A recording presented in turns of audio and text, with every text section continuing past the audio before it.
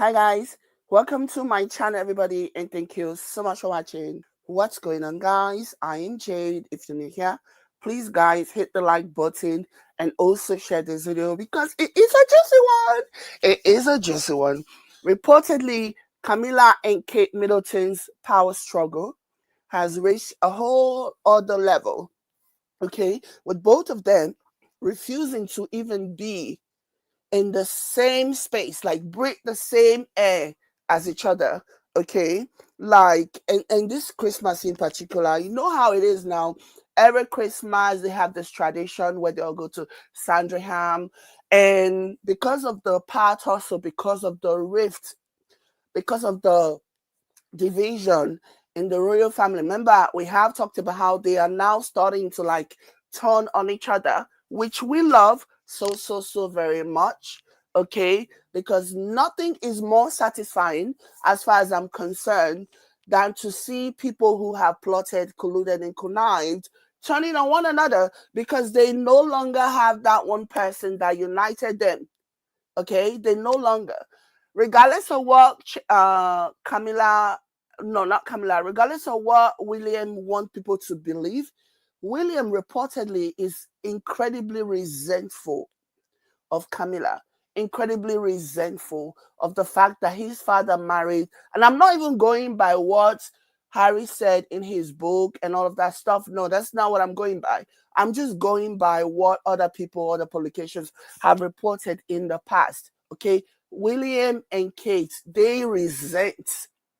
They resent. But the thing is that when Meghan came into the picture and her popularity became so threatening to William, Kate, Charles, and Camilla, they all decided to form a union. They all decided to form basically a united front to push Meghan out, thinking that that will basically cause, and they haven't stopped since then. They haven't relented. They have continued to do all these things to vilify Meghan, to turn her against. But with all of that being said, I am loving the fact that now that Meghan is more out of reach than she was when she was with them when she was still in the UK. Now they no longer have a distraction. They no longer really have that target. They no longer have like that commonality of, okay, regardless of what I feel about you, Kate, regardless of what I feel about you, Camilla, let's pretend and continue to unite.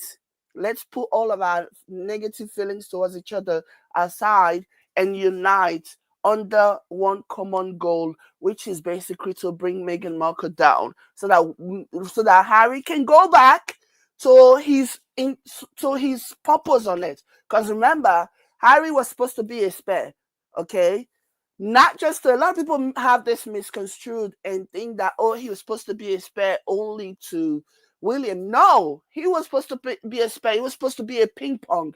Okay, he was supposed to be a scapegoat. He was supposed to be a foot mat for every single person. So they were hoping that they'll be able to like push Meghan away, and then Harry can return back to what they believe Harry was meant to be in the beginning.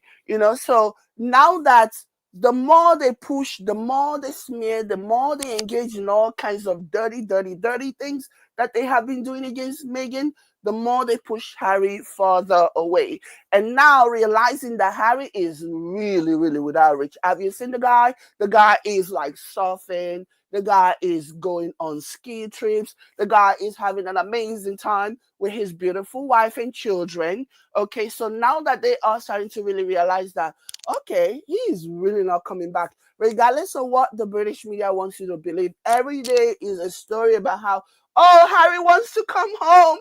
Harry is reaching out to X, Y, and Z. Harry is in conversation. Harry is in talks. He wants to come home. Regardless of all of those rubbish, the truth is laid bare. Harry wants no business. Harry wants no part in that family anymore. Harry is just happy that he doesn't have to deal with that. Okay? So, anyways, so now that Meghan and Harry are no longer there, they have now gone back to their original hateful feelings towards each other, the competition, because William and Kate were always, between William and Kate and Charles and Camilla, William and Kate were always the popular ones, right? And so Camilla does not like that. And Kate, seen reportedly, allegedly, Camilla has drawn closer to the woman that is allegedly in some type of relationship with William. And Kate obviously doesn't like that. And it has been theorized, and people actually believe that Kate thinks that Camilla is basically pushing William and Rose, allegedly, closer together just to kick her out. Camilla doesn't like her because I guess she's not really playing the game that Camilla wants to play. And Camilla has realized that Rose is going to be a lot more loyal to her. And so doing what they must to kick Kate out of the way and bring and usher in Rose. And obviously that has not sat well with Kate. And so she's reacting towards that. And so with everything that has been happening in the past year, last year they had a separate Christmas, and this year they're doing it again because those four cannot stay. And I would even include William to the equation because we all know that William also cannot stand Kate. William wants out by all means necessary. The only thing that is keeping William in that marriage is because he needs to make nice for the people. Okay, there is so much excuses the British media can do. There's only so much maneuvering and twisting the truth and all of this and that the British media can actually do in a bid to help the royal family. But at some point, they know that even the most gullible, the most brain-dead readers will eventually find things out on their own, and they don't want that. But so, yeah, regardless of all of the things that's happening, William does not want anything to do with Kate. William doesn't. But William, when Kate said that she wanted to spend time, she wanted to have a very separate, a very different Christmas that is outside of the royal family, outside of Camilla and Charles, William had to play along because do you know how weird it would be if the husband of Kate is choosing to spend Christmas where his father and his stepmother are supposed to making nice and pretending to have like a united front, in support of Kate. So Kate is going to be spending time with her family. They made it very clear. The article makes it very clear that Kate is going to be spending time with her family, her brother, her sister, her parents. And obviously, again, like I said, it's going to be weird. It's going to look weird if Kate is with her family and the kids. Obviously, the kids are not going to go to Sandringham Palace or wherever if Kate is not going. So the kids are going to be with Kate. And so it's going to be weird for William to leave Kate and the kids and go and spend Christmas with his dad in Sandringham. So that's how they are playing. I don't think William is going to be there. I really believe that this is the message that they are sending forth to the media, to the royalists and the people who are invested in this. But I don't even think William is going to be with Kate's family. I think William is going to be with his love interest, allegedly. Okay, so that is basically what I believe.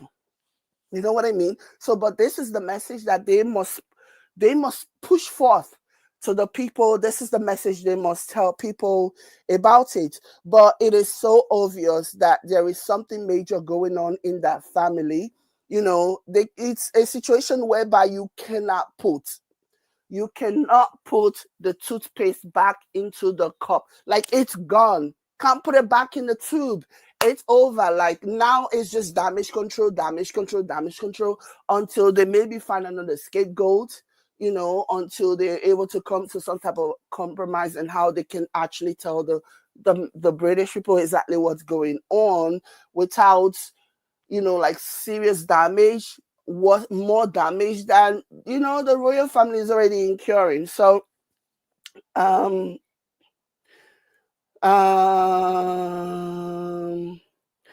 somebody says, only a dog, Kate equals a dog, only a dog will stay no matter how much you humiliate. the dog. That's true. Because she, and it also takes a lack of respect, like self-respect, right? She's thinking, where am I gonna go? Where am I gonna go? She might as well just stay and put up with whatever. Yeah, she hasn't had a self-esteem from the moment that she set eyes on William and they started whatever sham of a relationship that they started all those years ago. She is loyal, not because she wants to be loyal, but because she really doesn't have a choice. I know that there's this serious conversation about whether or not, Kate is afraid of the family, whether Kate holds all the power because she knows a lot of things. And I don't, yes, does Kate know a lot of things, a lot of secrets? Absolutely. I believe she does. Absolutely. Because she's been there for so long. Of course she knows things. But do I believe that Kate is maybe thinking, or maybe even the royal family is scared of her because they feel like, oh, if we don't do right by her, she's just going to go and spill and tell our secret. I don't believe that. I know they know that Kate is scared. Kate cannot come and say things because Kate knows that they will make her disappear so fast and they will vilify her so badly. Like, it'll make what they have done to what she has enabled and encouraged them to do to Meghan a walk in the park by the time they are finished. Because what will make hers even worse is that she's dead. She's not going anywhere. Okay. And she has no other life. She knows no other life. Okay. Being William's puppet is basically all she has been, most of her adult life. So, for a good portion of her adult life, I should say. So she doesn't have any other choice. Whereas in Meghan's situation, Meghan is like, I don't have to do this. I do not have to put up with this wickedness and your evil. I'm out. I'm bouncing. Okay. So that's the difference between Meghan and between Meghan and Kate. Kate has no choice. I'm pretty sure that there had been times in the past that she had wanted to leave and her mom was like, no, you have to stay. You have to stay because the prestige. Oh, my daughter is married, is going to be married to a king, in the future king, or my daughter is engaged. I'm sure that there would have been time that she had wanted to leave because the behavior, the treatment, the poor treatment that William is directing at Kate is not something that happened overnight. This is like he has a temper. Okay. He has been described as having a temper. You know what I mean? So this is not something that happened overnight. So she would have had more than enough opportunities and more than enough reasons to be like, I am gone. I'm not doing this anymore. And every time people like her mother would have said to her, no, you have to stay. No, you have to stay. You know what I mean? So yeah. So this thing is saying Kate Middleton and Prince William will reportedly skip this year's Christmas lunch with King Charles, but a controversial royal is set to attend. So the controversial royal that is set to attend is Prince Andrew. Okay, it's so interesting how the British media does not incessantly remind its readers of the atrocious things that Prince Andrew had been accused of doing, but they are way too concerned obsessed again.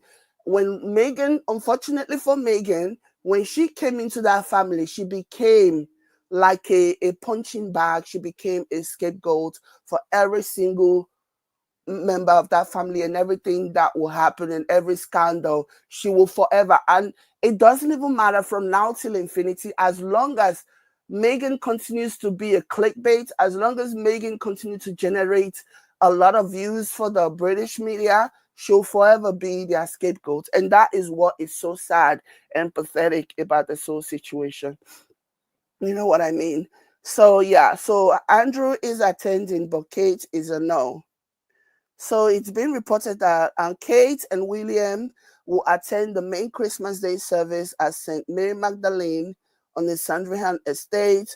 But according to royal commentator, the couple hope to see the Middleton for Christmas dinner this year. So they're going to Kate's mom's place for Christmas. Like, if this does not spell like a major rift, I love how the media is tiptoeing around the issue. They're tiptoeing around it. They are refusing to tell everything.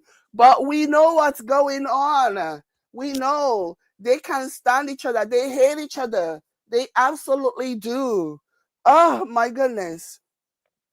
So continuing the article, say, writing in her column, Emily claimed they prefer the informality of a relaxed lunch at a nearby Anma Hall. So when did Kate, attention-seeking Kate, okay, always wanting to be the first, never wanting to be, you know, middle or second or whatever. When did Kate start thinking about, oh, something something informal? When did that start happening? Again, you guys can try as much as possible to like twist the story however you want. The writings are on the wall at this point. And so continue, says, and I understand, and I understand we'll do so again this year with the addition of the Middleton family. So the whole nine, the whole family is gonna be there. You know, her kids are going, they're all going to Norfolk. Um, and so they're still pushing this kid cancer diagnosis. It is so interesting how whenever Kate's supporters, when they come on my page, whenever I talk about, you know, the possible false cancer story that they pushed out there, they'll say, no, it wasn't a cancer, they've corrected it.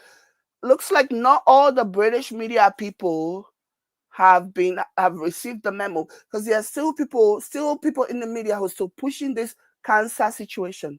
You know what I mean? So yeah. And also, I don't know why you guys are here to, like, you obviously should know what I have to say. You shouldn't come here and give yourself heart attack by listening to what I have to say, because a lot of you are so allergic to the truth. You want to believe the lies about Meghan while swallowing all the BS about Kate. So I don't know why you guys keep coming here. Trust and believe, I have said it before, your comments will be deleted. Seriously. This is no Meghan bashing zone. You cannot win over here. Traditionally, the article says, traditionally, Christmas for the royal family is held at Sandringham House. On Christmas Eve, there is a black tie evening where presents are exchanged. Then on Christmas Day, there are one or two visits to church in the morning, followed by lunch and the monarch's speech. Okay, so that they're not doing any of that this year, because Kate is like, I am done trying to hide and pretend. But let me know what you guys think in the comment. I'll catch you later. Bye.